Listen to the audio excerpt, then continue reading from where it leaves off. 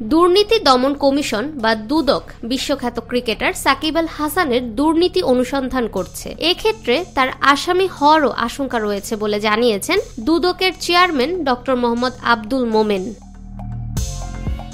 রোববার রাজধানী সেগুনবাগিচায় দুদক কার্যালয়ের সামনে সাংবাদিকদের সঙ্গে ঈদ শুভেচ্ছা বিনিময় ও ব্রিফিংকালে এক প্রশ্নের জবাবে তিনি একথা বলেন।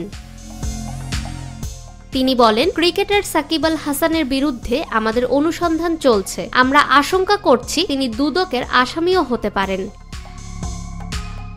আমরা আমাদের নতুন কমিশন মাত্র ৭৫ কর্মদিবস পেরিয়ে এসেছি বলে লিখিত বক্তব্যে তিনি জানান। তিনি আরও বলেন, ১০০তম কর্মদিবস অতিক্রান্ত হলে আপনারাই বিবেচনা করবেন গত ৫ই আগস্টের নব অভ্যুদয়ের পর বহুবিধ সীমাবদ্ধতার মধ্যেও একটি প্রাণবন্ত প্রতিষ্ঠানে পরিণত হয়েছে দুদক।